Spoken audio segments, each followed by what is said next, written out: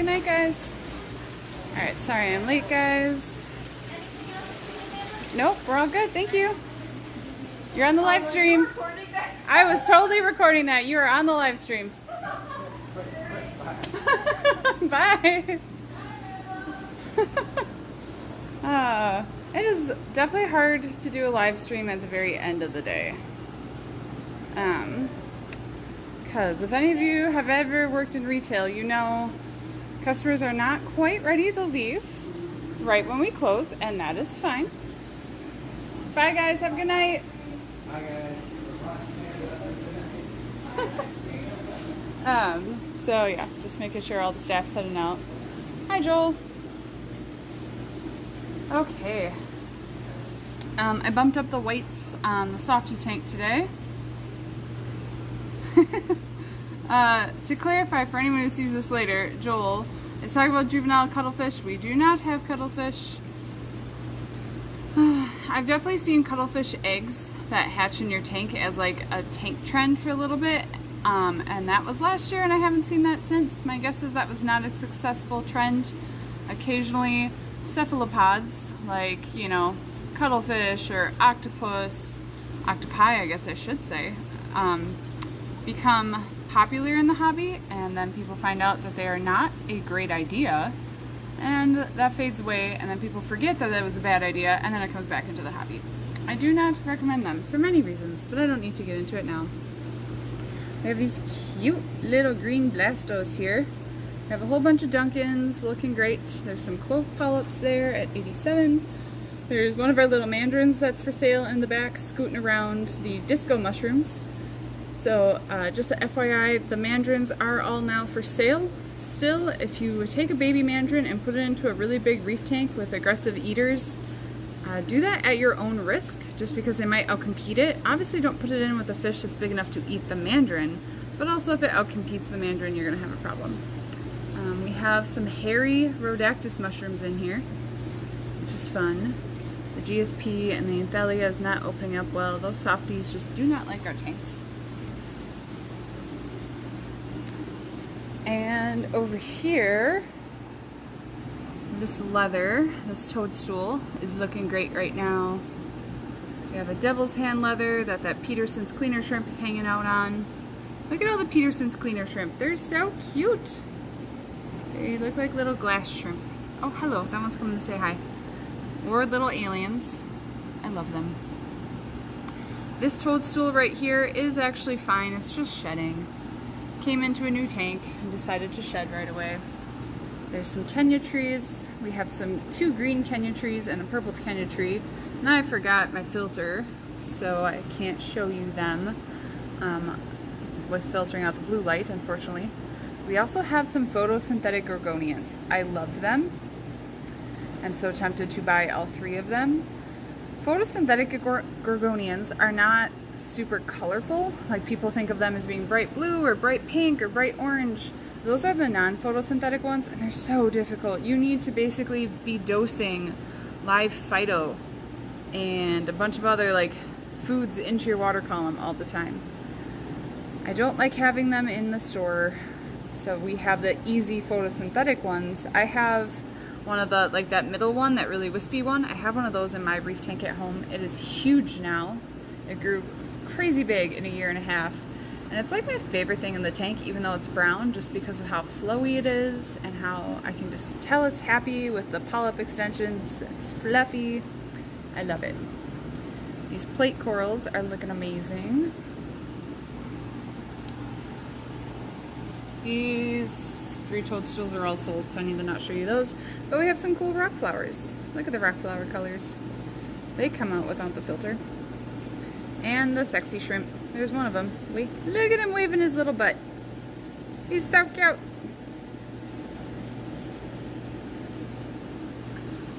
Joel, I don't know if I have watched Rogue One, but I don't think I'm enough of a nerd to remember the names of who you're actually referring to there. Okay, there's a whole bunch of nanofish. In here, who's actually showing off, we have our orchid dotty back and the black and white camohara blenny. There's a flametail blenny in there. There is a purple filefish, firefish, sorry, not filefish, firefish, the orange tangerine clowns, and there's a little gray Watchman goby. That's a captive red Watchman goby. A lot of times the gray Watchman gobies, as they grow up in a reef tank, actually do turn into bright yellow gobies. Mine was completely gray and that size when I bought him, and now 2 years later he's highlighter yellow with like blue spots on him. Same fish, he just changed colors.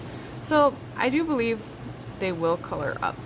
However, I sell them as gray just so I'm not lying to people, especially if they buy them online and they're like, I bought a yellow Watchman goby and it came in as gray.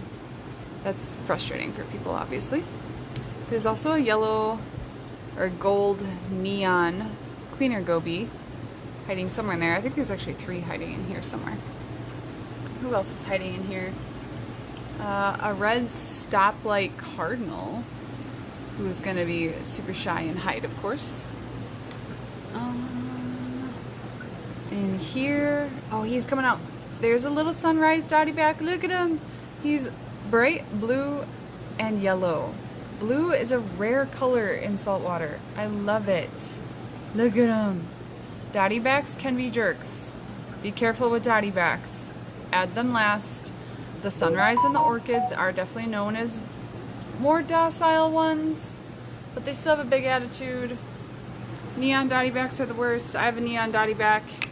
He has been removed from my reef tank because he's a murderous something I shouldn't say on a live stream, and I put him in my big giant Fowler tank, and he tries to bully my tangs and my porcupine puffer and my humu humu trigger, and they're all small-ish right now, but definitely big enough to eat him, and he still bosses them around. Another little Kamahara blenny in here, and a flametail blenny. I can have these 2 blennies together without fighting because the flametail blenny is the one without a swim bladder. That's more of like a rock hopper. He's not showing that right now. He's definitely out and about because that's because he thinks he's going to get second dinner. But the Kamahara blenny is a fangtooth blenny. They are venomous. If you get bitten, it's not great. But they are free swimming. They do not just hop around on the rocks. They do actually have a swim bladder. So because they're very different blenny species, they can be in the same tank. There's another gray Watchman goby with his little grumpy man face. I can't zoom in on them, but they got the cutest little pouty faces. Oh, and I love them. They're really colored up this time around. We have a great group of white-spotted pygmy filefish in. These are captive bred by ORA. Let's see if this one down here is going to show off a little better. They are just adorable. They only get 3 inches tops. I love them. Ooh, there's a linear blenny, also known as a Clausewitz's blenny. They're fun. Royal Grama. There is a blue throat sailfin fairy wrasse. It's kind of showing off back there. He is gorgeous. It is a male. When he's fully colored up, he does have the blue throat. I've been trying to feed him some live foods because he is kind of skinny. Fairy wrasses tend to hop when they swim, when they're a little bit more timid or nervous. Hi, buddy. You're going to come out and say hi. Hello. But it is a male. So, someone come get him. He's fine. He's healthy. He just needs a little bit more weight.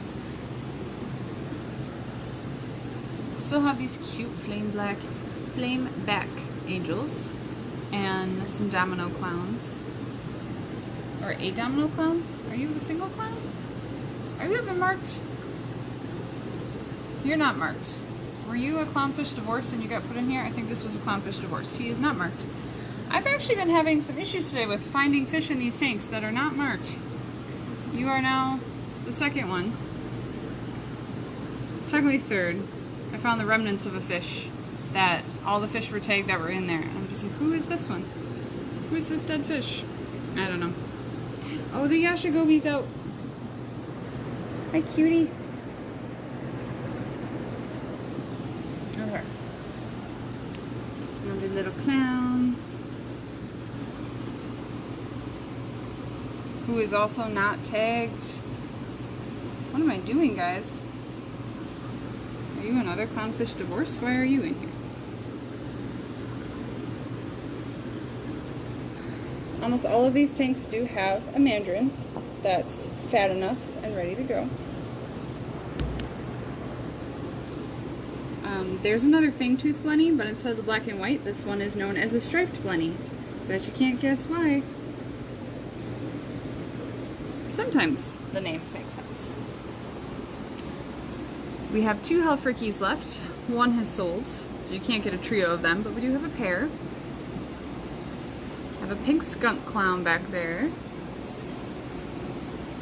That one's actually tagged. There is an exquisite fairy wrasse somewhere that's too shy to show its face. And there's one of my favorites. There's the Pictus blenny. Oh my goodness. It was so hard in these little tanks because we need to provide these little fish enough hidey holes so that they feel safe, don't get stressed out, and they stay healthy. But due to providing them all the little hidey holes, then you also can't see them for sale. So it's kind of a catch-22. So if there's a fish that you're looking for in particular, ask us. We'll dig around and bring it out in the tank. But we don't like doing that unless you're, serious about it. We have the exquisite firefish and a pair of pink skunk clowns. These ones are really bright. They're nice and orange. I think everybody else in here is pretty much a duplicate. Oh, there is. So this is, he's hiding. The other fish in here that I was surprised by is there's a Randall's goby in here, or also known as the orange striped prawn goby. He just popped out today. I'm like, there's no tag on you. I don't know where you came from. When did you get in here? I mean, I'm sure he was added. We couldn't find him. His tag was removed. He was removed from inventory going, well, must have been a casualty. Can't find him. But he's probably just hiding in the sand and, boop, there he is. We have pithel crabs.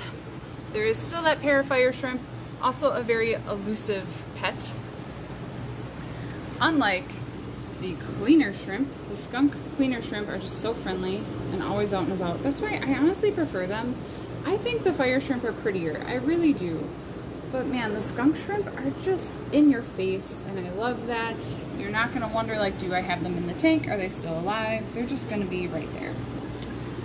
Alright, my exciting thing for the week is in here, all these little things with speckles on them, those are captive bred tuxedo urchins, and they're doing so well, guys. Tuxedos are normally very difficult to ship. They don't transfer tanks well, and these ones are just doing great. Thank you once again to ORA for doing a great job aquaculturing their animals and taking good care of them. I love it. We also have some nice turtle snails in here. These guys are not Mexican turtle snails. These are just really, really big tropical turtle snails. And I like the tropicals better because they do better at higher temperatures. There's also a nice big spiny turtle snail up there, or spiky turtle snail. They have a cool shell, and they also do really well in the warmer temperatures. So I recommend them. Not that I don't necessarily recommend the Mexicans. I have Mexican turtles that do great in my tank. I've had some for years, but I keep my tanks at 75. People that are keeping their tanks more around the 78 to 80 range, I recommend the different turtle snail species. Oh my gosh, bumblebee snails. I have so many of them. There are a couple emerald crabs left, so if you're looking for emerald crabs, come get them. I think there's only 3 of them left in this tank. We have a good number of Halloween hermits here, and I think just 1 hairy purple urchin left. Oh no, there's 2. This guy over here that just fell down. He's fine. He's just, they drop and go upside down and turn themselves over. There's a dove snail left in there. Ooh, there might be 2 dove snails left. That's cool. The little cocoa worms, these are the hard tube cocoa worms on the right with the red, doing great. All of these feather dusters, these are just the simple brown feather dusters on the left, also doing great. At any given time, we see all of them open. We have this red bells urchin, and the tiger cowrie snail, and that green serpent star. I don't know, guys, the tiger cowrie is definitely a point of contention in the reefing community of whether it's actually reef safe or not. I mean, I can always just say, have caution. If you don't want to risk it, don't put it in your tank. We have one in here that just hangs out on the bottom and is such a great detritivore. I love it. We haven't had corals getting mowed down by them, but there's also so much food in this tank. If I put that in my 75 gallon or even a smaller tank, I could definitely see there being a problem down the line if there's not enough food. Okay, these guys are not going. Guys, come get your Goniopora, all these flower pots. I have seen them all out today. They're doing great. Some nice zoanthids yet. We have some fun colonies of acans. We have that octospawn left. Still have these pink frog spawn. I am shocked. And I wish I had my filter. We have some new acans. This one over here is a like purple and green one, which I'm almost tempted to buy. My purple and green, that was a colony that started out like that, and it became a colony of like 20 heads. Got just murdered by my pistol shrimp because they buried it in sand, and I pulled it out and he buried it in sand again. And guys, once sand gets down in those mouths, there's just not much you can do. So my colony is like done. There's also a nice rainbow acan. I love acans. I love acans so much. But they like to be on my sand bed. I don't know if I can do that anymore. My pistol shrimp has gone from he has a corner to now he just claims the entire 75 gallon tank. Alright, here's one of my favorite tangs ever, a white cheek tang, also known as a gold rim tang. And that Felco hawk yet is a beautiful black clownfish. Still that beautiful giant Scopus tang. And look at this cutie. He's a cutie that could be a murderer, so have caution. There is a undulated trigger in here. He is young yet, which is why I'm trusting him with all of these fish. Needs to be in a very big, aggressive predator tank. Doesn't mean he can't go with other things, but I do know a lot of people have had amazing success with this fish, having just a species-only tank. Just having that one beautiful trigger in your tank. I know you're like, why would I have a giant tank just for one fish? Because this one's worth it. He's like, even in his dark, angry colors right now, he is like this chocolatey, bluey, browny, I don't know, it depends on what the light that's hitting him, and then he just has these gold stripes. Like right now he looks like blue and gold. Remember the dress? Remember the dress that none of us could decide what color it is? That's this fish, but it depends on the light that's hitting him. They're gorgeous. Look up undulated trigger, sorry. Find some pictures. I love them. Pink tail trigger. Still have that one. Still have this giant rabbit fish. And the Desjardini tang.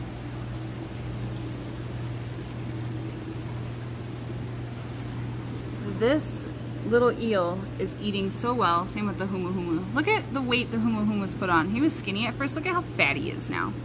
He's eating like multiple silver sides a day. So when you see the like remains of fish in here, that's not because we've lost fish. It's the remains of the silver sides that I feed these guys. But even the little eel has been eating silver sides like a champ. Ignore the butterfly. It's gorgeous, it's eating, but it's sold like immediately within an hour of putting it on the wall. So we're gonna ignore it. That fish does not exist. There's this cute little Clarkie that's a little beat up because this was the male, this was the female. They did not get along. This is a clownfish divorce going on, but still really cute and could be a great single clown. Here is a pixie hawk. Guys, look at it. Look at a pixie hawk. I love hawks. I know they can have attitudes. This is just a little one though. And then we have a purple tang, which she's a good size. There's a little bit of lateral line erosion that's coming back. That's just because this fish was quarantined in copper and came from a rougher source, we'll just put it that way, where it probably was already in copper before it entered my quarantine, but I just don't mess around with tangs. So copper's hard on fish. It's hard on their organs. Once we get them on the wall here, I feed them like crazy, feed them lots of algae, lots of nori, and they plump up. And that can be the same in your tank. There's no permanent damage on this fish. That fish with good nutrition, 18 years later, can be just like this purple tang. There's no difference. That's just, you know, almost a 20-year-old fish versus a little baby. Lateral line erosion. Yeah, there's lots of things that cause it, but You're almost always going to see it in quarantine when you copper quarantine, especially Zebrasoma tangs. Like the Scopus tang in here is doing better. And I know this Zebrasoma had a little bit of lateral line when I put it out here, but you don't notice it on the light colored Scopus tangs, where like the purple tang is so dark, there's any itty bitty little white line showing and you can see it. But that's really nice when it comes to ick, because you can see it on that fish right away. Okay, we have black cap damsels. Once again, they're not as aggressive for damsels. These are on the like bottom of the aggression list for damsels. Another one up there. There's 3 in here. Ignore the Midas Plenty. That one sold to the same person who has the copper band. We have a pair of nakeds.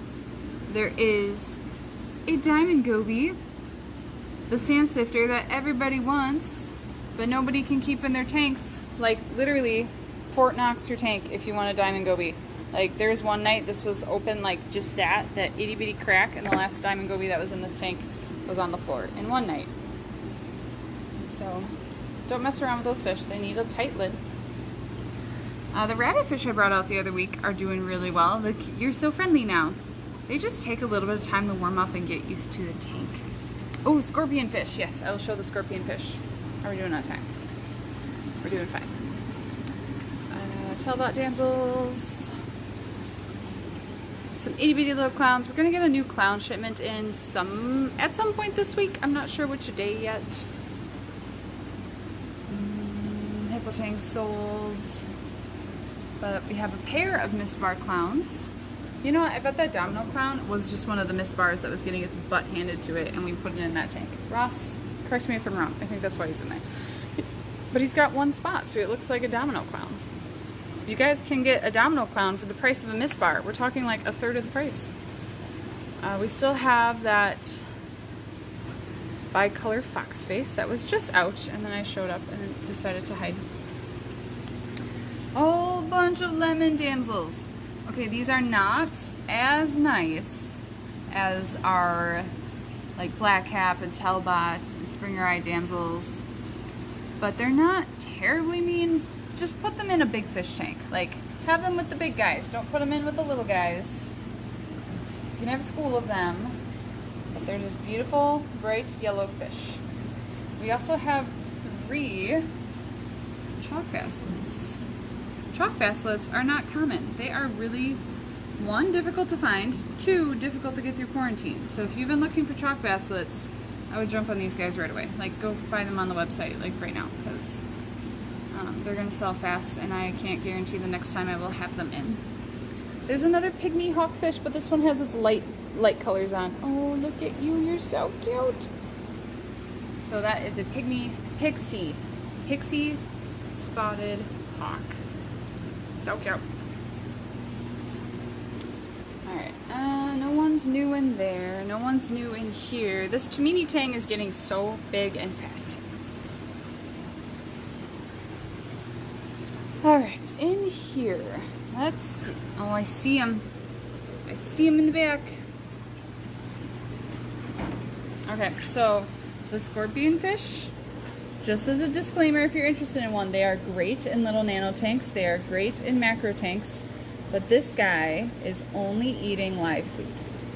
So, brine shrimp, ghost shrimp, mollies, like baby mollies, not big mollies. I gotta be careful because they are venomous. Oh, buddy, come here.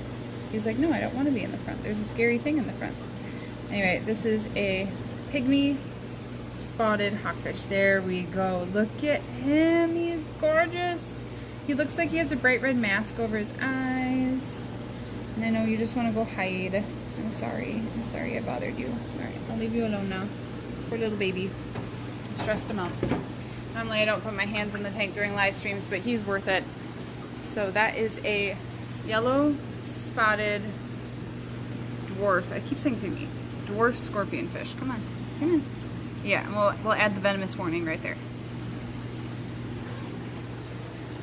So cute. Let's see. No one's new in here. Down in this tank, that Formosa wrasse, she's getting big. I mean, nowhere near full grown yet, but definitely growing, getting fat, nice size. And that grouper is also growing up and getting, oh, there we go, getting brighter colors. Look at him. Oh, I love miniatus groupers. He's side-eyeing me. He's like, excuse me, lady, it is almost bedtime. Yep, he's done. Leave me alone, he says. And then there is also a Caribbean sharp-nosed puffer. As long as my hand has already been in salt water, I will bring him out of here. Hi, cutie. He's like, it's also almost bedtime. All right, this is a little fish that packs a punch. He has a big attitude. We tried putting him with clowns. They were not a good match because he was nipping at the clowns. Like, to the point that the clowns were going to die. So removed him from the clownfish, put him in with the big boys, even though he's an itty bitty cute little puffer. So yeah, big fish, little attitude. Would honestly be a good mix with the lemon damsels for people that are like, I want the feeling of a big Fowler tank, but smaller size, like 55, 75 gallon. We got fish for that. You don't have to have the giant 200, 300 gallon tank to have the predator fish. Go ahead and put the scorpion fish in there while you're at it. All right, we'll end on our tanks. Remember, it takes a couple years for corals to fill in and look like this. Like, this isn't an instantaneous tank. But it also doesn't take that long to get you here. It just feels like forever when you're first getting started. Alright, that is all of our livestock and all I have to show you guys. Are there any questions before I head out for the night? Oh, we still have lots of pods. We need to feed them tomorrow. That's pods swimming around. They look great. Come get your pods, come get your Fido, come get your macroalgae. I will see you this week, and the rest of you have a great night. Bye.